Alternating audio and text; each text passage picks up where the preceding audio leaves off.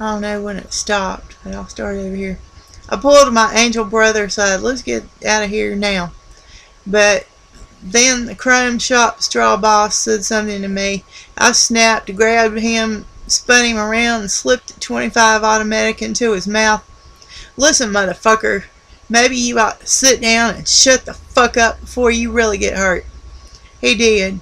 I walked out of the 400 Club with my friend and his girlfriend who had phoned me. Then she had to go back into the bar to get her purse. We waited for her by our bikes for a few minutes, and then I walked back into the bar to check up on her. The chrome shop boy was now yelling at her. For me, that was it. I hit him with the head of my gun, and it accidentally went off, hitting his skull.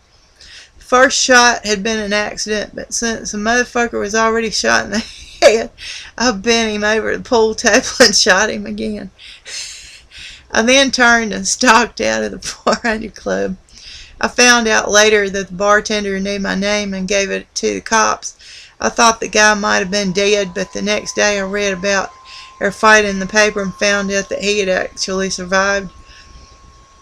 The 25 automatic gun barrel was so small, but he only went temporarily blind. The cops knew where I lived, but they hadn't come to get me yet. So I figured everything was cool. A week later, I still hadn't been picked up, so I figured all was clear. A little bit after that, I received another phone call. Terry the Tramp had gotten into a fight down at the Sinners Club, and Tramp was raging out of control. The people he was hassling lived a couple of doors away from the bar.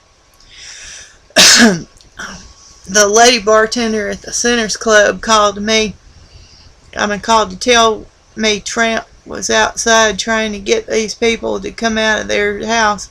When I rode up, I spotted Tramp out on the street in front of the house. Hey, let's just kick in the door and go in, which is exactly what we did. After the front door flew off and the flying glass frame. After the front door flew off and the flying broken glass settled, we went in and fucked up everybody in the house. Blood, tears, and sweat flowed. The cops naturally came and arrested both Tramp and me, taking us directly to jail. Do not pass go.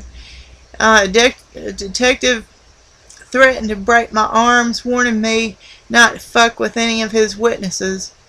After I bailed out the next day, I was alone riding my motorcycle down the MacArthur Freeway and pulled off the High Street exit, and when I looked back, sure enough, a bunch of cops were tailing me. In fact, the High Street exit was blocked off with cops' guns drawn at me. They had an ambush set up and a warrant out for me for attempted murder. Yeah, fuck you assholes, I said, figuring it was a scuffle with Tramp. I bailed out on that charge yesterday. As I pulled out my bail slip and threw it at them, I suddenly realized their warrant was for the pool table shooting and not the Tramp thing. The cops had shown my picture to witnesses who ID'd me. Who'd ID'd me. Who ID'd me. Then charged me with assault with intent to commit murder and for being a felon with a gun. The felon part came as a result of a 1963 prior marijuana beef. Excuse me.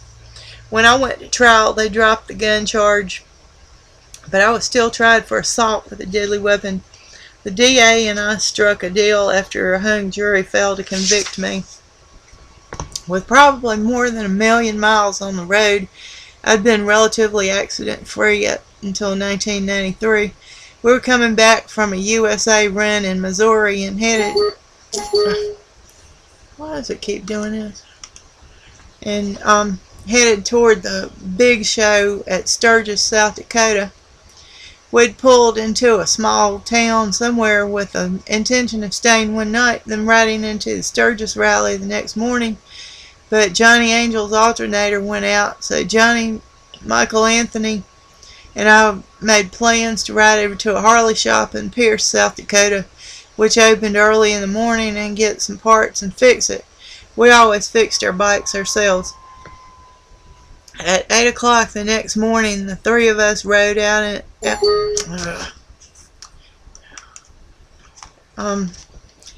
o'clock the next morning, the three of us rode out to an old highway intersection where one of the roads takes you into Pierce. We disconnected a headlight on Johnny's motorcycle and ran his bike from the battery, bypassing the alternator. That was smart as hell. We had until sundown to get Johnny's bike fixed. I rode out front, and as I pulled up to the intersection and stopped at the stop sign, I looked both ways. Nothing coming.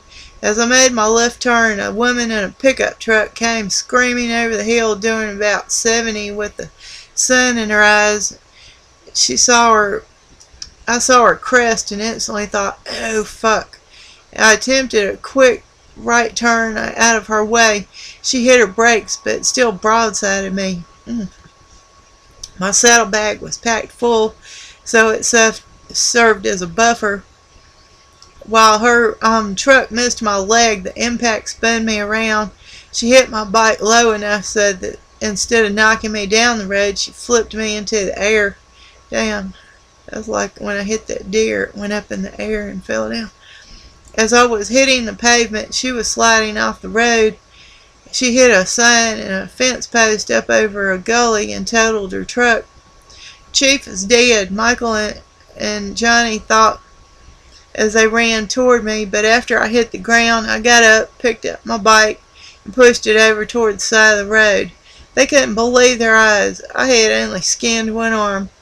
Days later, the accident report showed over 140 feet of skid mark from the truck. The woman was scared to death when Michael Anthony told her, "Lady, you almost killed the leader of the Hells Angels." After the accident, we made it to Pierce.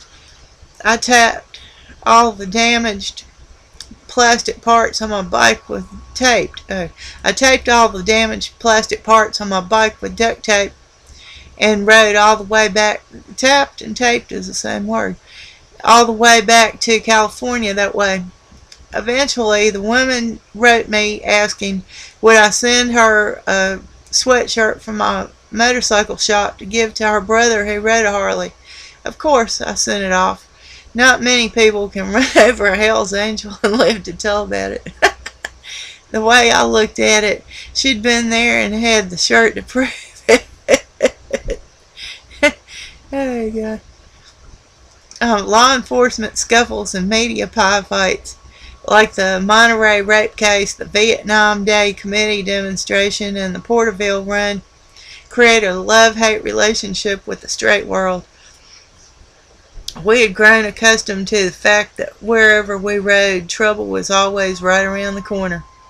If it was counterculture and antisocial, chances are the Hells Angels ended up in the eye of the hurricane.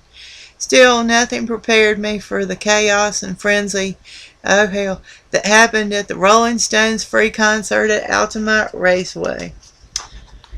Mick Jagger punked the fuck out. Well, here's a picture of it, but the movie has got the whole story of it. Let It Bleed. No sympathy for the devils of Altamont. Toward the end of November in 1969, the Rolling Stones got it into their heads that they wanted to play in the San Francisco area.